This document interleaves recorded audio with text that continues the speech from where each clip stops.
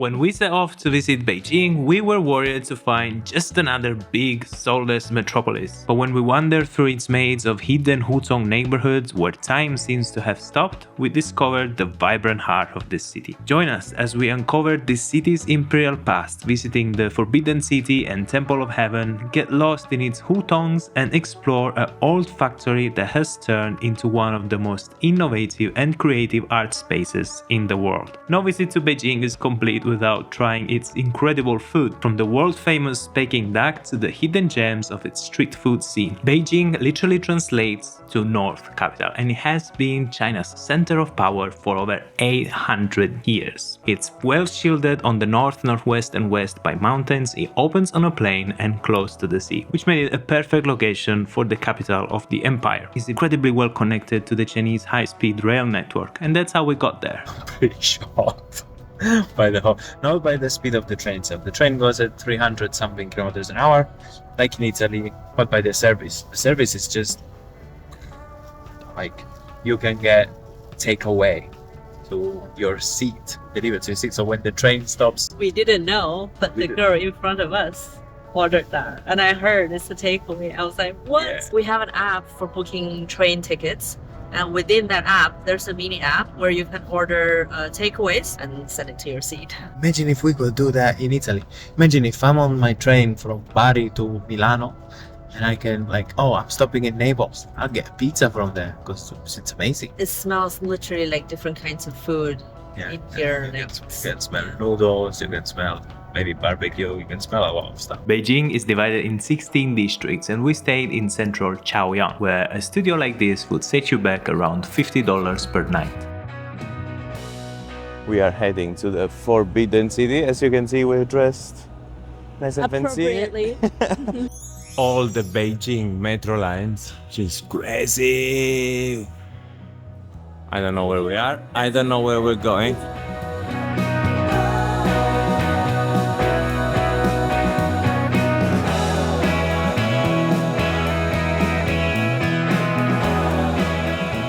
We just entered the Forbidden City, and we'll give you immediately a few quick crazy facts. First of all, it's the most expensive piece of real estate in the whole world, valued at $70 billion, and it's huge. It's 72 hectares, 1 kilometer from end to end, and this was one person's house. 24 emperors lived here for 500 years, and how many concubines the emperor have here? People say 3,000. It's not the exact number, but around that. There used to be 9,999 doors, because 9 is a lucky number in Chinese. It's the more odd number it goes, the luckier it gets. Even the doors, they have these golden nails, and it's like 9 rows and 9 columns of nails, so it's 9 everywhere. Yeah. This place is just huge. Like the scale of it, I can't believe one person lived in a 1 kilometer long, 72 hectares big piece of real estate.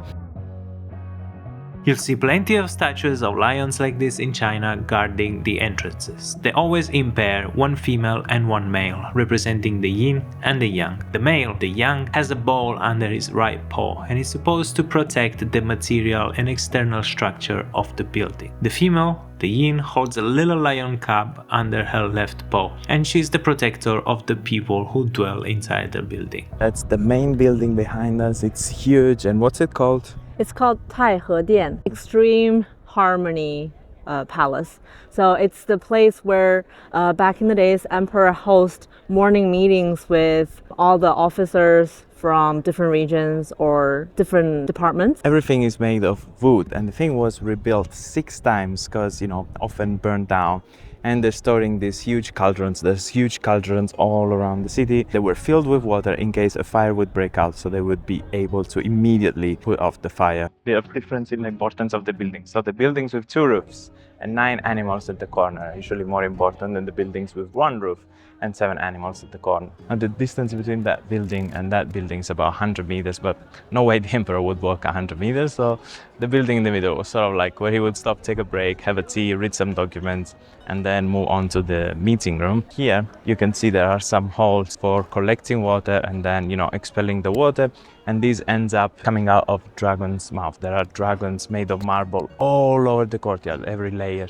So it will look like when it rains, they're sort of like hundreds of fountains pouring water down in the courtyard. This huge slab of marble is over 16 meters long, 3 meters wide. It weighs 250 tons. To transport it here took 20,000 men and over a month. It depicts 9 dragons playing with pearls.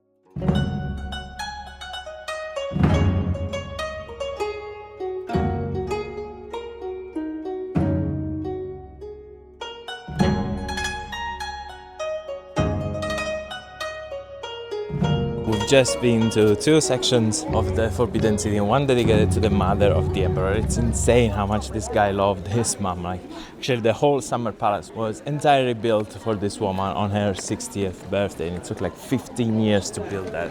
What a gift. When she died, he made a tower of 100 kg of pure gold with a Buddha inside and enshrined her hair. We've been to the room of her treasures, and they're like incredible landscapes made of precious material, like these trees made with gold and jade. And then we went to the concubine section, and Jay can maybe explain to us the whole concubine crazy process and how it works. In Ming Dynasty, they used to have an open selection from all over the country, but in Qing Dynasty, they only limit the girls from certain family. From thousands of girls, eventually it boiled down to only 3 options, and then those would be coming into the Forbidden City and become the concubines of the emperor. 3 out of 5,000, very, very small percentage of all the prettiest girl in China. The most famous concubine was perhaps Empress Cixi. She could read and write in Chinese and quickly became the favorite of the emperor. She was also the only one to bear an emperor's son. When the emperor died and the son, who was just a child, became the new emperor, Cixi, through her son, ruled the country. She was known to be a tyrant,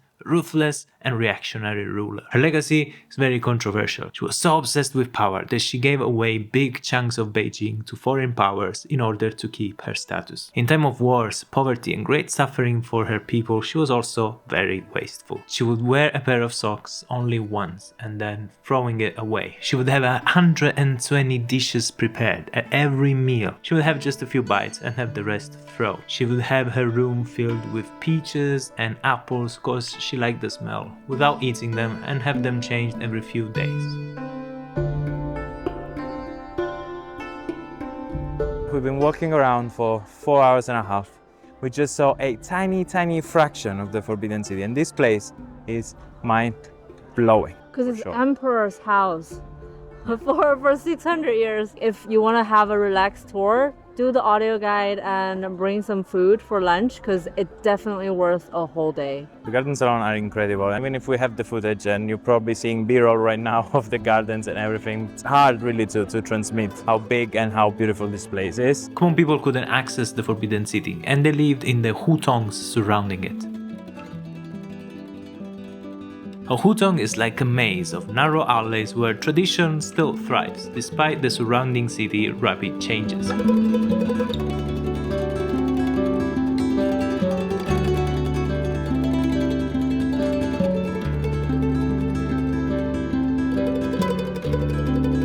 A glimpse into one of their courtyards gives a good idea of how, in Beijing, history and modernity are intertwined.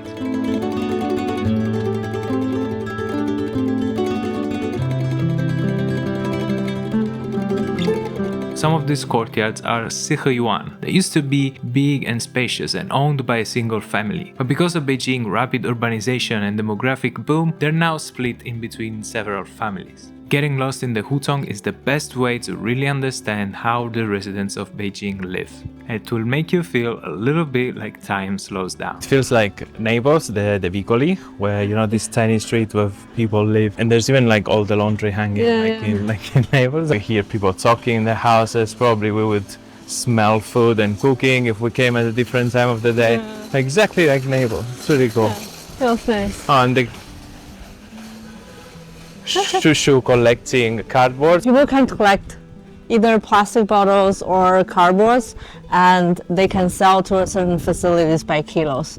So every day, like if you're only doing this, especially when you're older and have a lower income, like people tend to do this a little bit because it's not a difficult job, and they can make maybe up to 10 USD per day.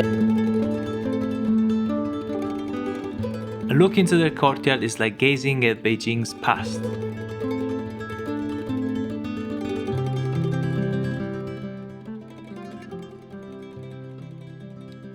This used to be a school built in Ming Dynasty. So from the 14th century, it has been a school ever since. And now they renovated into a primary school.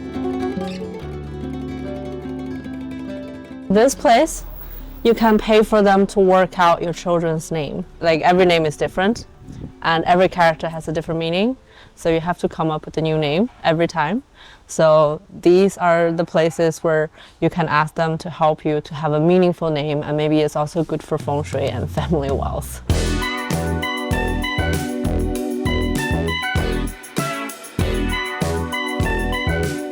This is a local meat pancake. It's all meat inside, so let's try. Mmm! Whoa, it's so juicy. Oh my god. I made a huge mess here, but wow. They taste exactly like this thing we do on Easter with lamb in Sicily, bucatella. Can you see how much meat they packed in there? Like, so this is the Dowager. It's like a local breakfast. I ordered this for him because he said he's gonna drink it. Clearly he's not. So I'm gonna at least try it. It's too stinky. I'm never gonna drink that. Someone said yes, can do when I explained what it is. That was before smelling it. I don't want to spill this in my noodles. Let's stick to my noodles. I'll at least try it before this go to waste because it's a big bowl. Enjoy. Oh. Okay. It tastes like sauerkraut juice. When you drink it, it's not stinky, but it's really sour. I swear to God, it's not stinky when you drink it. You guys are all still here because cameras don't record smell. If you could smell what I smell, you would have left the video. Yeah, when he entered the please just try it.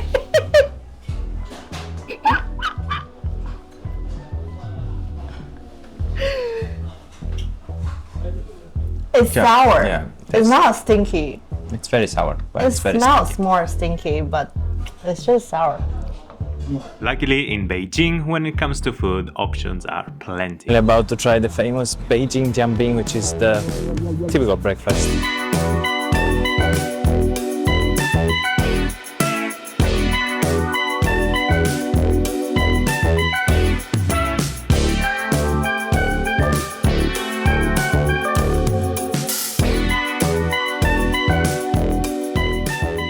This is the type of food I like. Stuff that is rolled up, stuff that has other things inside, and stuff that has egg.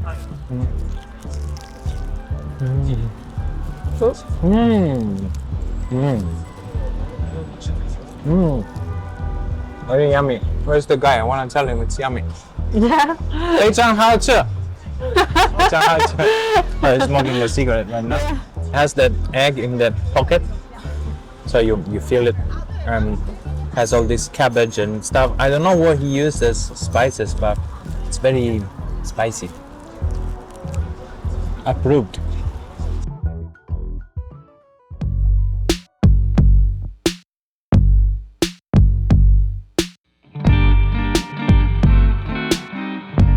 Not far from the Hutongs, you'll find Wanfujing, Beijing's main shopping street. It's also a great place to hunt for Peking Duck. Zhajiangmian. It's apparently the most famous Peking Duck restaurant in all of Beijing. Now I don't know if it's still the best one, if it's overhyped. It's been open for almost 200 years. So if it's like super touristy or something. Oh, there she is. I made it! So I don't know, we're gonna eat in Zhajiangmian, or it's like touristy overpriced, or it's It's pretty expensive, yeah. half that, 100 euros. Yeah. I'm eating that. With nothing else. Yeah. So if you order something else on top, maybe 150 or 200, that's very pricey. So we came to another place, which is in the Mission Guide for 5 years consecutive. And they also very famous for the bean paste noodles. Yeah. They also have duck, and we're gonna get a set for 20 euros. Yeah, the best soybean paste noodles apparently in the whole of China, plus the duck for 20 euros. Sorry, Zhajiangmian, but I'm not paying that much for a duck unless it's making golden eggs.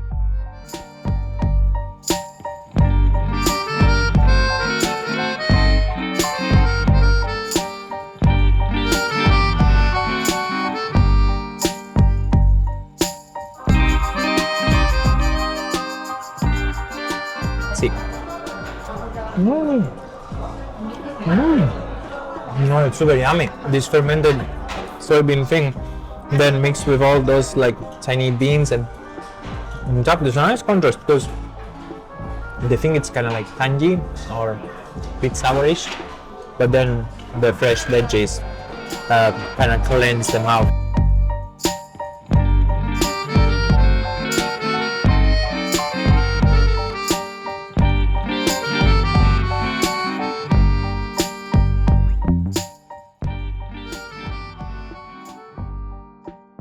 So juicy. The dark skin is very. It's yummy for some people. If you can stand dark taste. But then too much.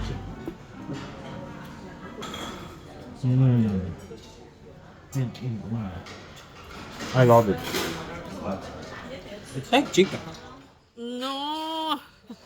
So Jay didn't like the duck, so it's really good that we ordered just half because the noodle is huge. And by the way, you can ask for refills. You can get more noodles, more soybean sauce. Like I think you can ask for up to 3 refills, which is crazy because the price is already good for one big plate like this. But I'm not gonna get any refills, and I'm gonna try to do my best to finish the duck. It's very, very particular taste. So if you go to Beijing, you wanna try Peking Duck, make sure you order a little bit and see how you feel about it.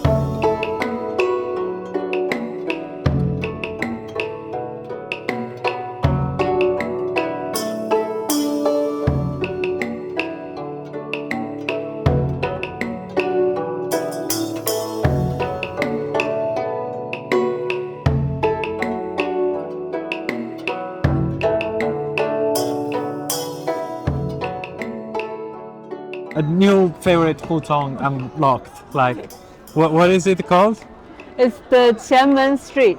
It's so beautiful. All the lights, the lanterns, and like the food shop. The vibe here is insane. It's incredible. It's like, I feel like a kid at Disneyland. Like I keep like. After walking the whole Qianmen Street, we arrived to the Dashilan. It means big fence because this area is a commercial area started from Ming Dynasty, which is 600 years ago. And as the area gets richer, all the shop gets richer, there's stealing happening all the time. So the people here, they collected money and built very tall fence to surround the area. That's where the name comes from. In Qing Dynasty, this place became the commercial center of the whole Beijing. Time to head back to Chaoyang Business District. Here, hidden among offices, there's an art space like no other.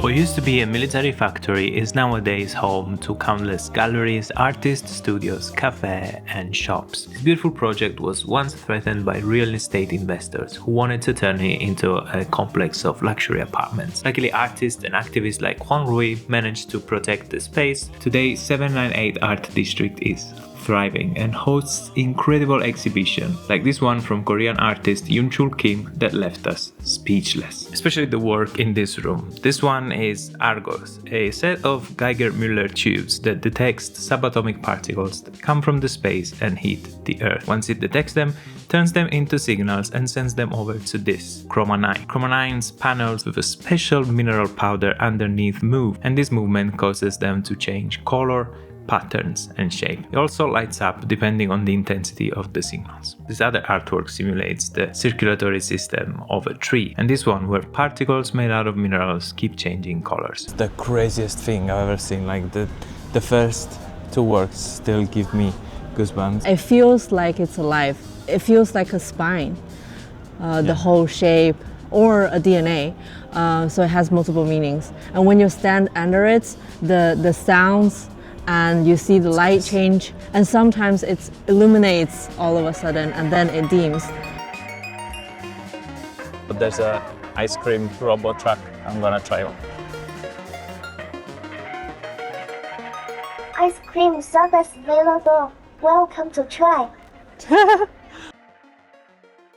Expensive. How much? They don't even have to pay people. Why is it that expensive? It's like 25 for an hour. Oh wow, €3. Oh, this is horrible. Unlike their ice cream, the next landmark didn't disappoint at all.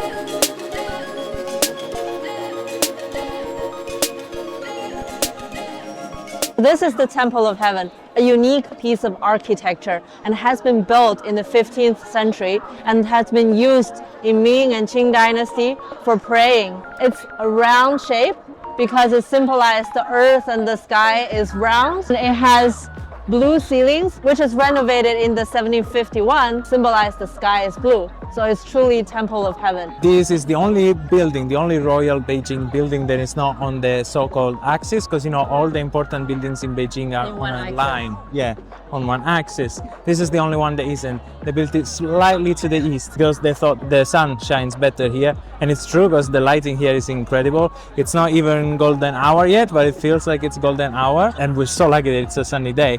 The building looks gorgeous with this lighting. And everything is multiples of 9. From the number of slabs of marble to, you know, whatever you can think of has been taken, you know, and used to build the temple. It's multiples of 9 or 9 because that's the heavenly ultimate number.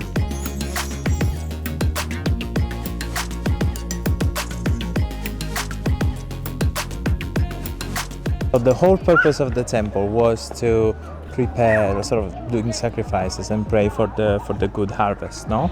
Good harvest or good weather, anything the emperor think, you know, he wants to pray for. Here is the hall where they kill the animals for the prayer, and they strike the head with the wooden stick. And here is a kitchen, 2 kitchens. It's a courtyard with 2 kitchens and 1 storage house, where 90 cooks worked to prepare the food, not for the people, but the offerings for the gods. For the gods. So they would prepare a feast for the gods here.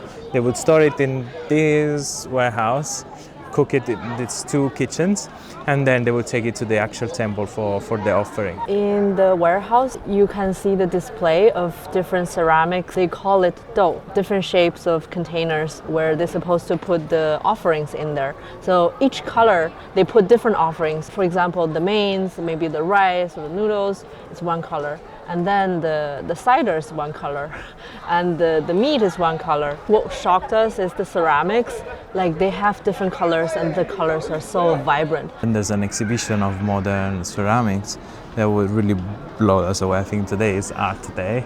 I'm super grateful for, like, you know, and they say like art nourishes your soul. It's true, like when you see something very, very excellent, it really leaves you like in awe.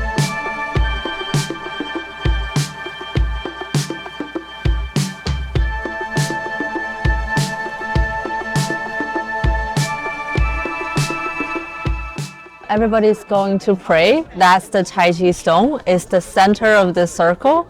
And then we talk about the number 9. In the first circle, there's 9 pieces of stones. And the second circle, there's 18. Third one has 27, etc. The last one, the 9th circle, has 81 pieces of stone. 9 times 9, that's the best number possible. If you go to Beijing, you'll definitely want to visit the Great Wall. It's a must, but we didn't go because we will visit a more remote section of the wall in the upcoming months. Yes, we will be spending months in China, and this is just the start of our adventure here. So subscribe because we will be showing more of this country, go to lesser known places, share our experience and tell you more about the incredible history and culture of this country.